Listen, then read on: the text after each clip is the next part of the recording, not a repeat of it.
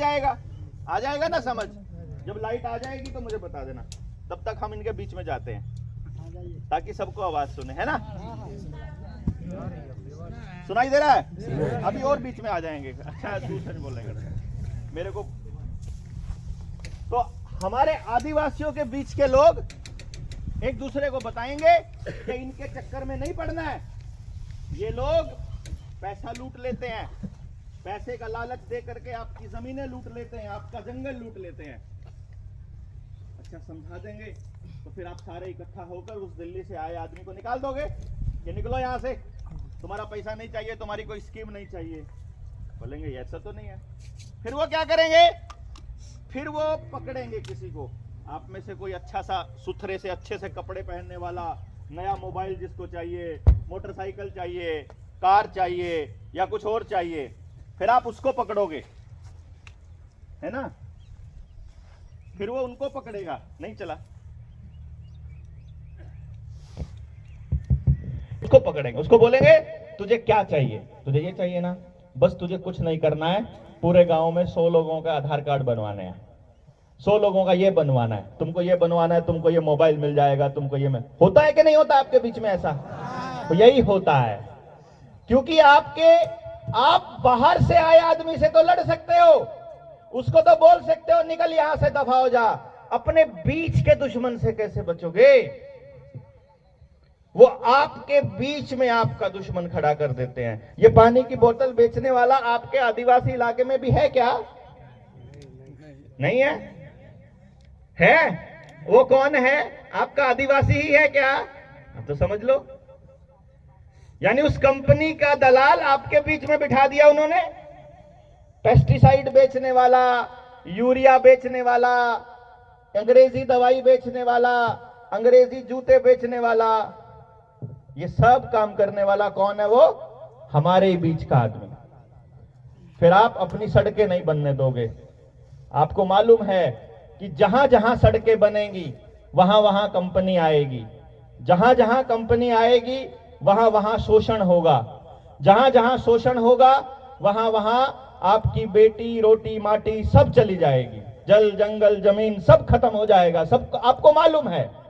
इसलिए आप सड़कें नहीं बनने दोगे, उनको पता है। फिर वो क्या करेंगे? फिर वो आपके गांव में एक एनजीओ लेके आएंगे। वो एनजीओ वाला बोलेगा तुम अपने बच्चों को पढ़ाते नहीं हो, पढ़ा दो इनको, पढ़ाओगे लिखाओगे तो कल को ये अफसर बनेंगे। आप सोचोगे कि हमारा बेटा अफसर बनेगा, हमारा बच्चा अफसर बनेगा तो हमको बचाएगा, हमको दुनिया के षड्यंत्र समझाएगा पढ़ लिख करके। आप अपने बच्चे को पढ़ा देते हो, पढ़ाने के बाद आपका बच्चा एसडीएम या डीसी बन जाता है। या फिर जिस दिन आपकी ये द्रौपदी मुर्मू बनी थी ना, राष्ट्रपति बनी थी, जिस दिन ये राष्ट्रपति बनी थी, मैंने अपने फेसबुक पर लिखा था अब आदिवासियों की खैर नहीं, क्योंकि अब उन्होंने सबसे बड़ी पद पर कौन बिठा दिया? आदिवासी। राजनीति का ये खेल होता है मित्रों, आपको समझना पड़ेगा भाई बहनों कि ये खेल होता है राजनीति का। जिसकी जात खत्म करनी होती है उसके बीच के आदमी को सबसे ऊंचे वाली कुर्सी पर बिठाना पड़ता है।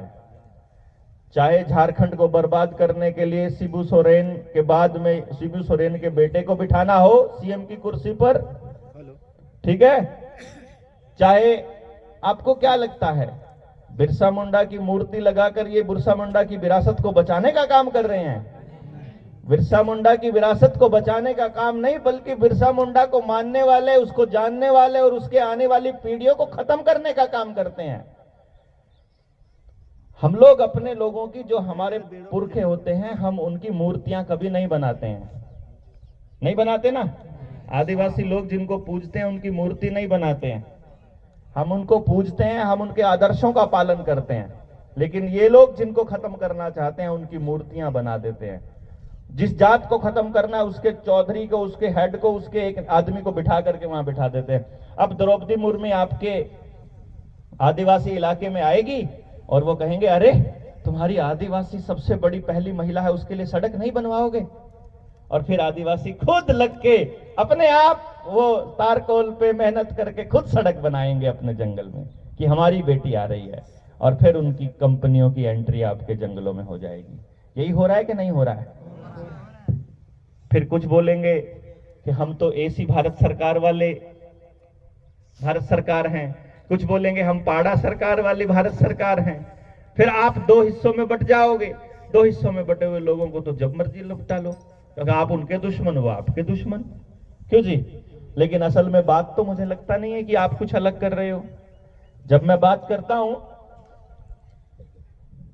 और सुनता हूं, मैं जनता सरकार मोर्चा की बात सुनता हूं, वो भी यही कह रहा है कि जल जंगल जमीन बचाओ। जब मैं आदिवासी की बात करता हूं तो वो भी यही कह रहा है। तो फिर ये जल जंगल जमीन बच क्यों नहीं रहा? देखो, सवाल ये है, इकट्ठे होने से बात नहीं बनेगी। इकट्ठे होकर के उस सोच को बड़े लेवल पर दूर दूर तक लेकर जाने से बात बनेगी। जब आदिवासी की बात दिल्ली के नजदीक बैठा आदमी करेगा और दिल्ली के नजदीक के आदमी की बात आदिवासी करेगा, तब उनको पता चलेगा कि पश्चिमी बंगाल से लेकर के सिक्किम, असम से लेकर के मणिपुर से लेकर और दिल्ली तक और जम्मू कश्मीर तक सब एक भारत है।